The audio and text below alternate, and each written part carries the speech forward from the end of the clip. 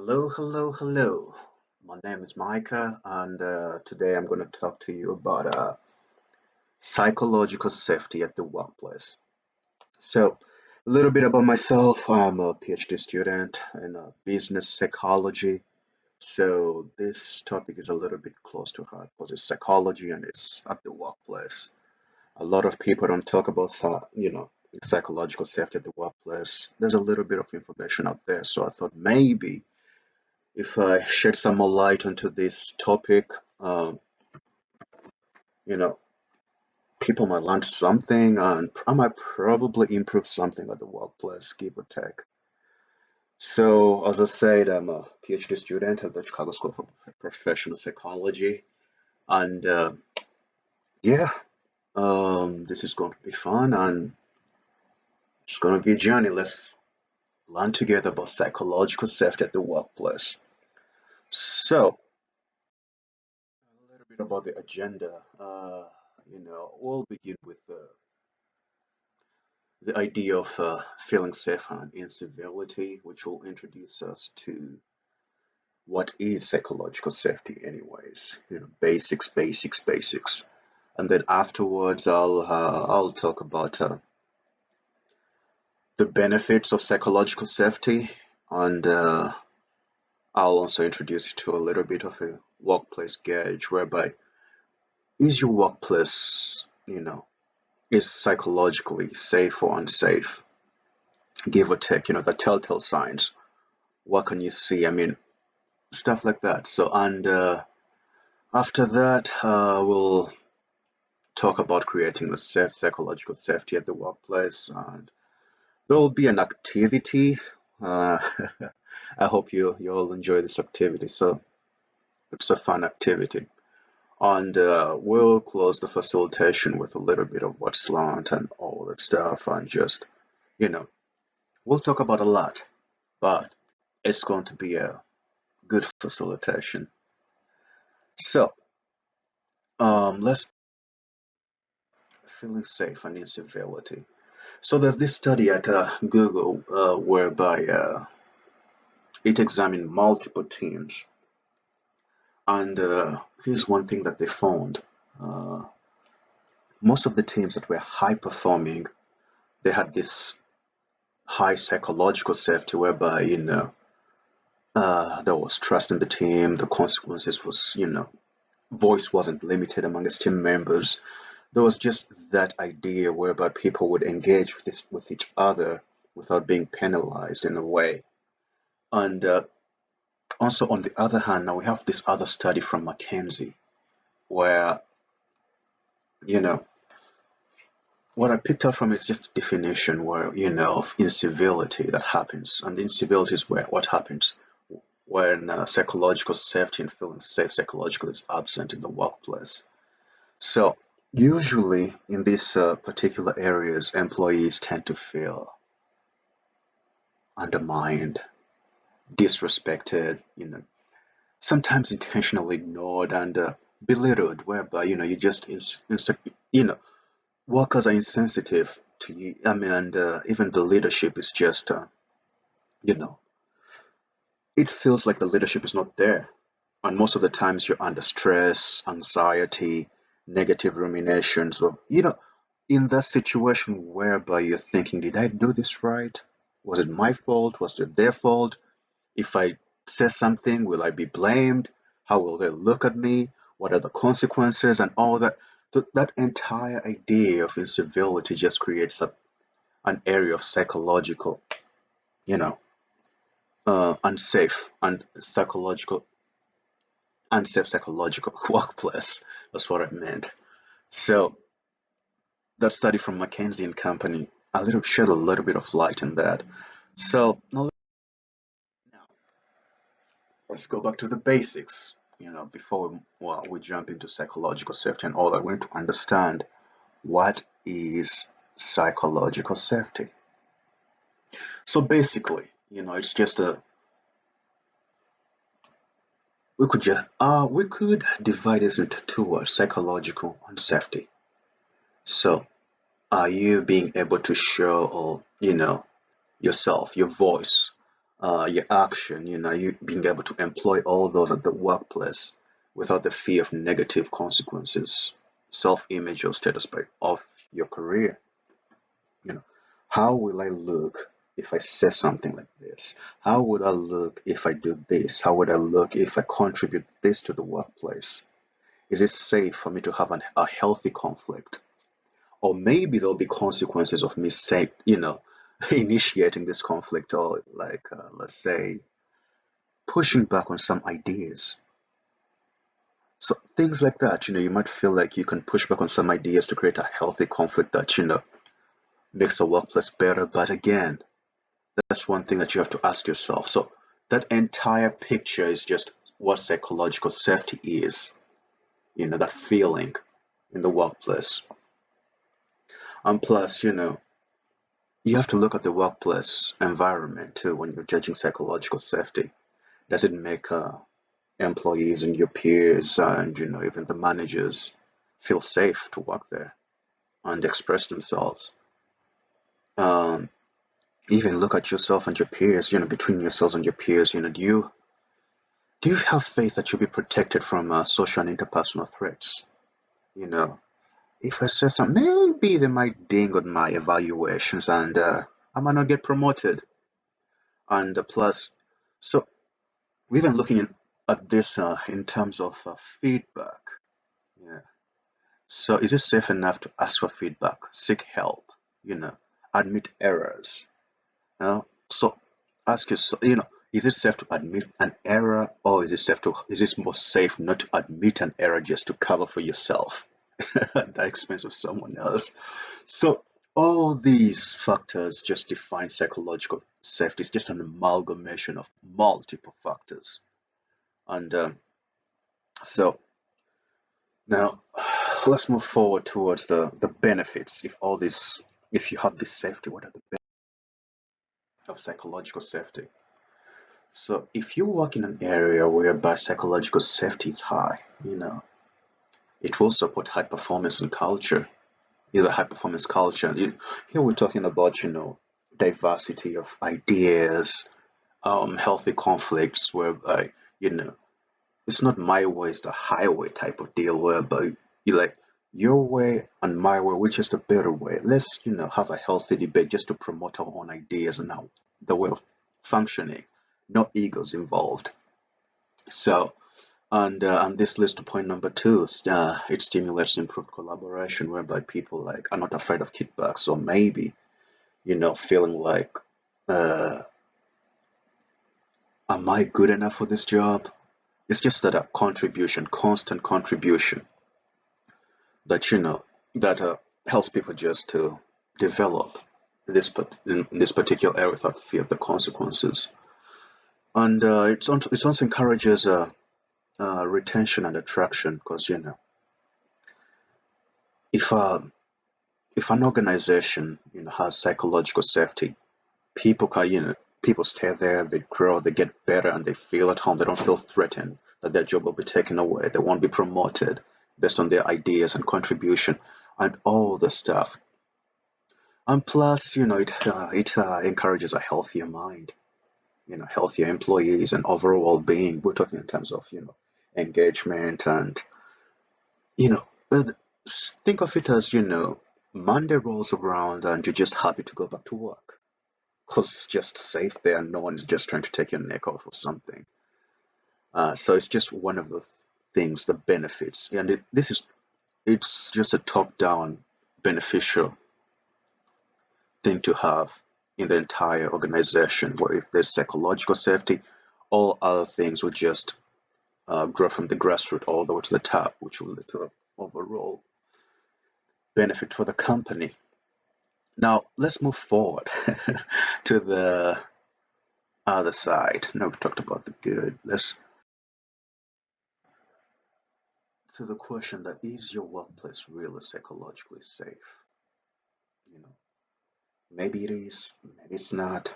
But I'll just let's go through the telltale signs and just see, because for the most part, some toxic environment are just it's maybe it's the leadership. Some most of the times, but sometimes maybe organizational culture. Sometimes just fellow employees, and It just comes from all angles. But if you're in a psychologically unsafe environment, here are some telltale signs.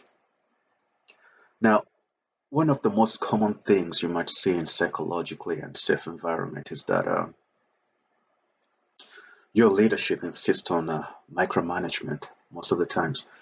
They don't give you room to grow, my way or the highway. Do this way. Or, the diversity of ideas, healthy conflict of ideas and improvement is just diminished in that way. So that's a little bit on the toxic side. And what else? Oh, yeah, legal rights. You know, we all have our own legal rights. We might begin with equal opportunity, OSHA, I don't know, sexual harassment and all this. Legal rights are legal rights. As human beings, at least we're protected by legal rights. But as soon as your employer begins to, overlook your legal rights, that's just makes the entire place not psychologically safe because it adds a layer of anxiety and stress whereby, if you don't feel protected by your own employer, so how would you perform? How would you be psychologically stable in a way? And another thing is that, and this is probably on a personal level, when you begin to feel afraid to say no at work, that's a huge telltale sign. Because you personally know there's backlash. So you won't, you'll begin taking on more than you're supposed to, and it's just more stress. There's always a place where you're like, hey, this is a no, this is a no. And, and you're safe in your own capabilities and limitations without any other consequences. And another thing is just the usual, turnover. Look around.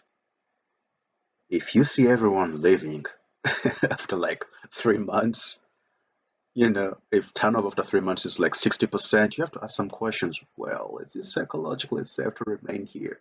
What are the consequences? What am I, why is everyone leaving? Even before joining the job, you just have to ask, why is everyone leaving? What's going on around here? Why is turnover so high? These are one of the things you need to ask yourself. And the other one is hiring and promoting people with the wrong people. Now, we've all had people who are so good at one thing, and leadership thinks that they'll be good at everything else. No, it doesn't work that way. You know, there are outliers who are good at everything, at least somehow good at everything, but sometimes some people are just, the leadership confuses people being so good at one thing towards being good at everything else. In project management, we call that the halo effect. And sometimes, it's not only that, hiring and promoting the wrong people. Sometimes there might be an element of fraternization that's linked to that nepotism or something. You know, it's like I like John. I don't think John is competent, but I like him. I'll promote him ahead of his peers. But was John really confident? Was he like really competent? And what kind of message is he sending down to the peers? Will they be psychologically safe that they can, you know, work, put up their best work and still be rewarded, you know, based upon what they have put through? It's just it builds up stress and, you know, affects psychological safety in that way. Now, so let's say you've seen these telltale signs. Now let's look towards the root causes of psychology. Okay, so let's speak about the root causes of psychological unsafe workplace. Now here we'll begin with we'll look at this from the organization point of view, then we'll go towards the leadership, and then we'll talk about the employees, how each would be the root causes of psychologically unsafe workplace. So, from an organizational point of view, you have to look at the first main things, just the basic does your organization have well articulated, well outlined core values? Maybe the organization does have core values, but they're not well articulated, they're vague, and employees could just interpret them the way they want to interpret them in a way that different interpretations calls for different expectations, and this is just anxiety inducing. Are you interpreting it the right way or the wrong way? And so another thing that might affect the psychological safety of the workplace is does the company follow its own core values? Now, most of the companies, they do have core values, but do they follow it? Are the leaders enforcing them, or are they just on paper? Now, I'll give you an example. When you walk around these big companies, Google, Facebook, Microsoft, these core values are just all over the place, plastered. They even put on T-shirts and stuff. And even with a big organization, even like the army, they have their own core values that they teach the soldiers and stuff. So, I mean, the U.S. Army soldiers, all of them know about loyalty, duty, respect, honor, integrity, and personal courage. It's just one of those things that top down, where the organization is enforcing it and the employees are just following it. They are living it. And the other thing is, oh, no, this is for you as an employee. Can you recite your company's core values? So if you cannot, then I guess maybe you're vague. Maybe the company does not have them. Maybe the organization does not, communicate their core values to its employees. It's just one of the things. And another thing that contribute to psychological unsafety in the workplace is the some organizations stick to the old way of doing things, and the old way of doing things are not way a little bit different from the way things are done right now. The idea of equal opportunity in the 1920s isn't the same as the idea of equal opportunities in the 2021, 2022, 23. It's different. The idea of diversity in the 1950s is way different from the idea of diversity now. So, and the other things probably stay. So, this idea of seeing the old values is that employees are being held to the standard that's past its expiration date, and they're being treated based on the old way of treating people and stuff like that. So this just induces a different way of looking at things and creates a psychologically unsafe workplace. And another thing is probably, when the organization doesn't focus on what drives on the needs of employees. Maybe the employees are being underpaid. Maybe they don't have, someone has to work 3 jobs, including your job or something. Or maybe the employees are facing toxic leadership. Maybe they already provided feedback that's being ignored by the organization. So it's just a little things that organizations could do to either improve the psychologically safe environment or create a psychologically unsafe environment. And so,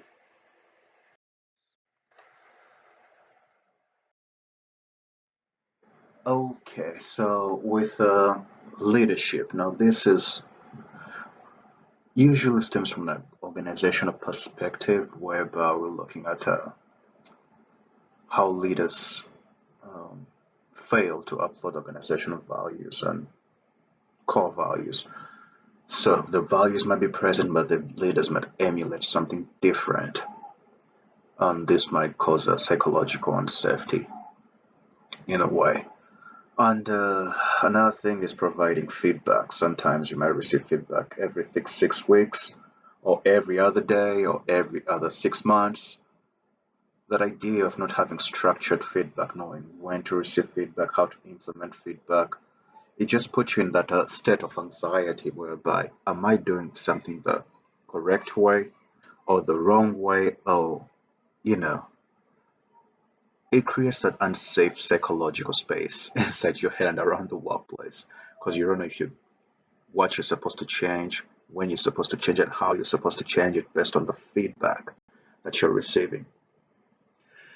Now, another thing is that sometimes leaders may disagree with what's going on in the company, and this will form a ununiform approach on how employees perform based on how their team leads influence them.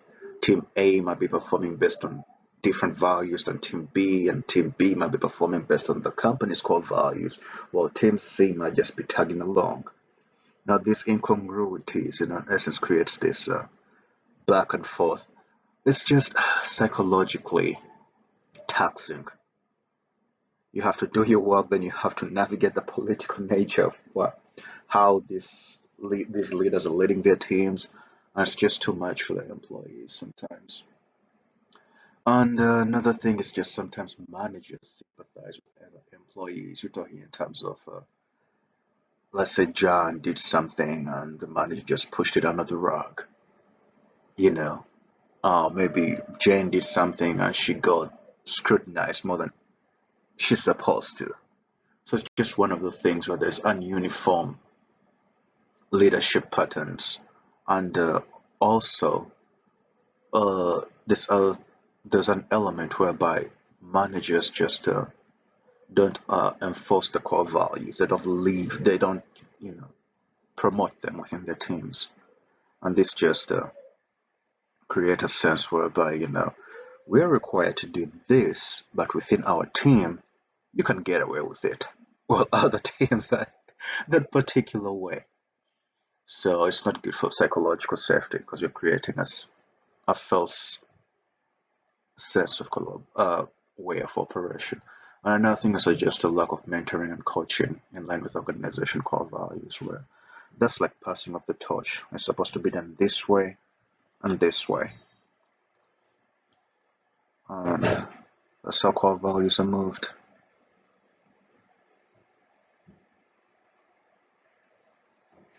And next,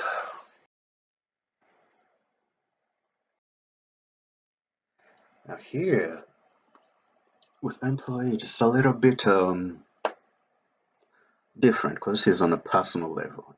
So we began with an organization, we went back to the leadership, now we're going back down to the employees. Now, one of the big things that people like that affect psychological safety at the workplace is just fit, organization, personnel, fit. Is this the right job for you? Do you have, do you feel safe, psychologically safe working in this environment? Or maybe this the pace at which everything is going is way too much and it's affecting you. It's making you feel psychologically unsafe. I'll give you an example. So let's say you get an accountant from, I don't know, Wall Street, high-paced accountant, and you get an accountant from, I don't know, pop and mom shop in a small town in Iowa. Those are two different paces. So if you get one from a small town and you push him towards Wall Street, that will there'll be a little bit of a shock for him until when they get used to it. But there's just that idea of fit whereby your capabilities and what the company's bringing towards you and stuff like that. So it's yeah. The next thing, let's we're talking about resistance to change. So some employees are good with change, love change, they're forward thinking, and some employees are resistant to change. And it's not that some are always resistant to change. Some employees are resistant to particular changes. You might be progressive in another area and conservative in a particular area. So this particular resistance might, create a little bit of a, struggle with creating a safer psychological safe environment, excuse me, work environment. So yeah, we're talking about introducing, let's say, diversity classes to employees, like mandatory CLPs to take diversity classes or equal opportunity classes to employees. Some of them will be like, I'm not taking that. That's not against me, but some of them will be like, it's good. It's good for us, to learn new stuff. So it's just one of those things that create either psychologically safe environment or psychologically unsafe environment. So it's just a propensity to change that resistance there. And another thing is in some workplaces, employees are just not honest. You might be the only honest guy around, and everyone just around is just not honest, and you have to keep your guard up all the time. So it just gives that element of anxiety, and you're like, if I do this, maybe I might be thrown under the bus. So it's just one of those things whereby it creates a psychologically unsafe work environment. And another thing is just entitlement. One of those, you know, it happens all the. It's one of those common ones whereby um, some people are just too good to do some other things and all that. So it creates an entitlement in that it affects people in that it reduces all communication and all that. Um, Coaching it. Some people just leave the job because the people you work with feel that facing have this entitlement type of feeling. So those are the four from an employee's perspective and peers. That's the four that might create a psychologically unsafe work. Now let's move to the good part here. So creating a psychologically safe workplace.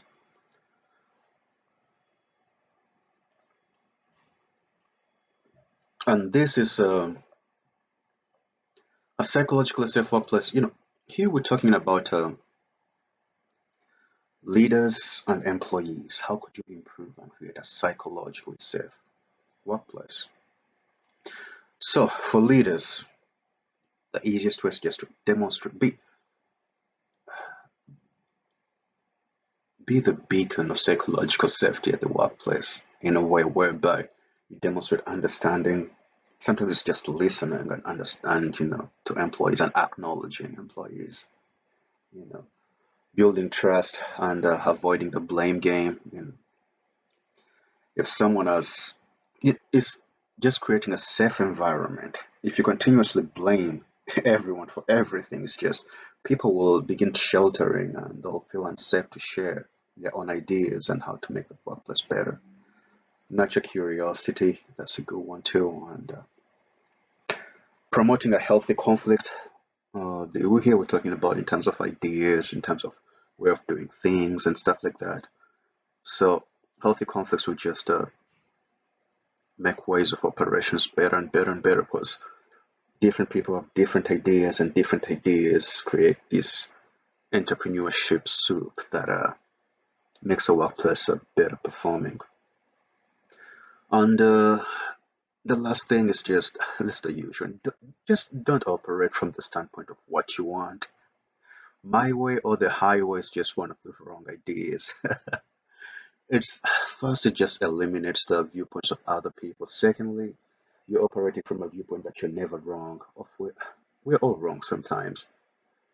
It's just, yeah, we make mistakes sometimes. So second pair of eyes, second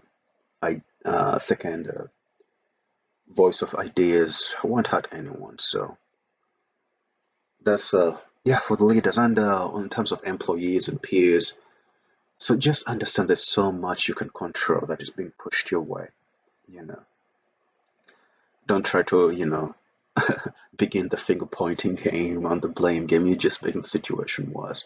Control what you can't control. This is just like Stoicism 101 in an essence.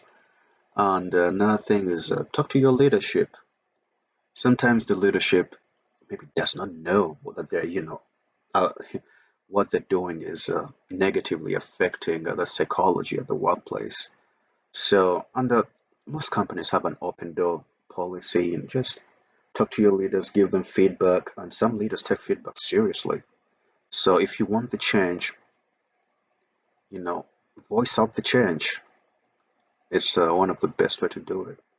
And the last one, I kind of like this when it's creating a support network with your teammates. Sometimes it's just one leader making everything miserable for everyone. So if you have this support network with the teammates, sometimes I don't know. Sometimes it's just humor that makes people go through the workplace. Talk to someone.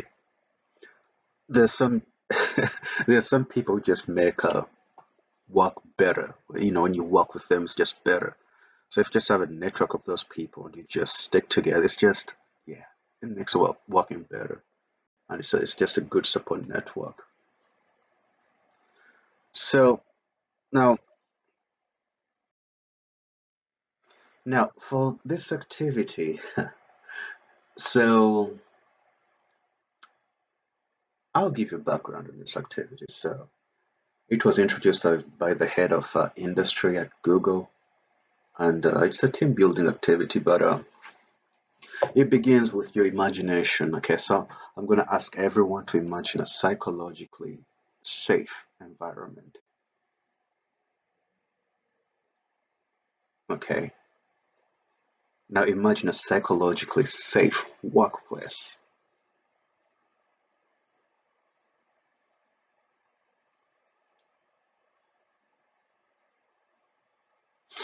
Okay, so in that workplace, you know, what do you, what would you want to feel when you're in the workplace? Some people would love to feel respected, appreciated, and competent. So create like 5 sentences of how you'd like to feel in the workplace.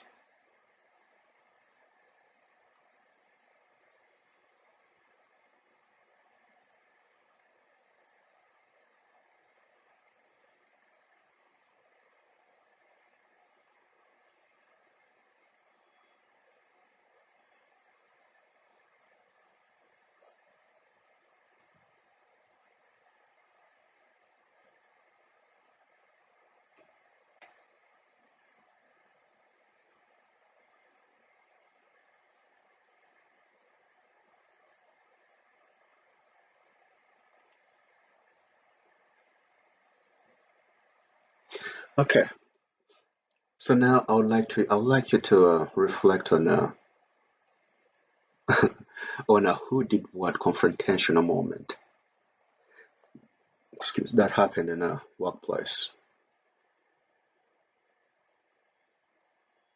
You know, let's say something just got out of hand, and it was just a confrontational moment.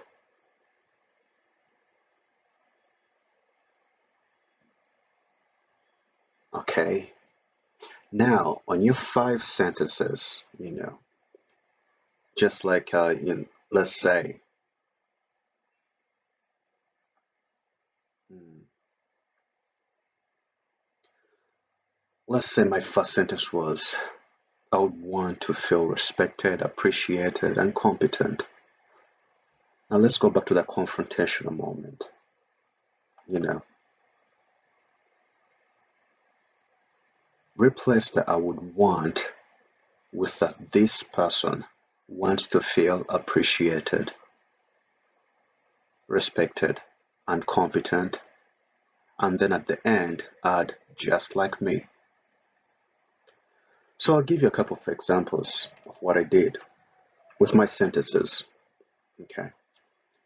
My first one was this, because my first one is that, in a psychologically safe environment, I have opinions, perspectives, and beliefs.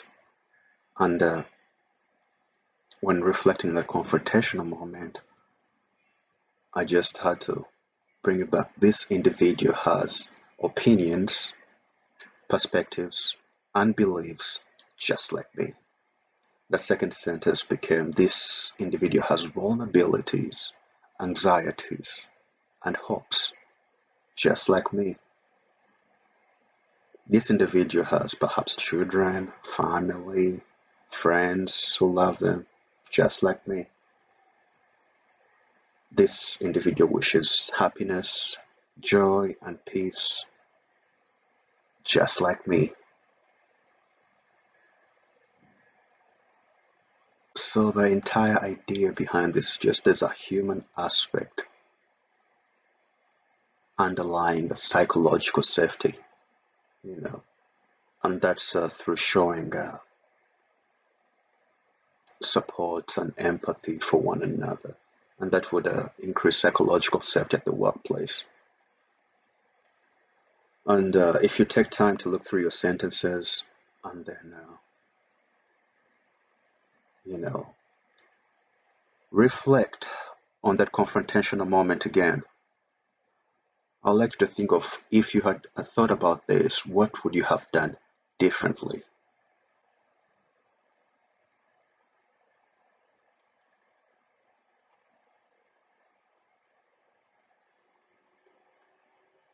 So it's just one of those tools whereby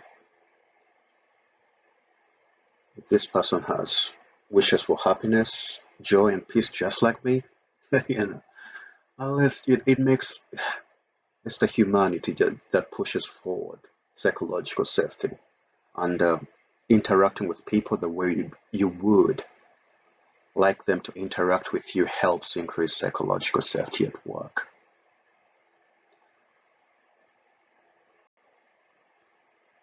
So,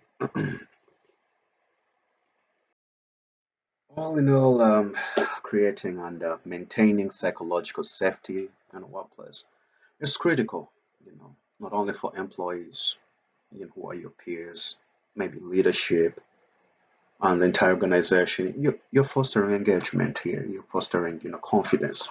You're building the next generation of employees. You're lowering turnover. It's just a place where everyone wants to work. It just makes it a better place, a beautiful place to work, and that's what psychological safety does to the workplace. I hope you've all learned a lot from this facilitation, and yeah, I'm glad I've covered this topic. And if you have any questions, comments, just leave them at the link below. And I'm glad you've been a part of this. This ends my session, facilitation session. Thank you.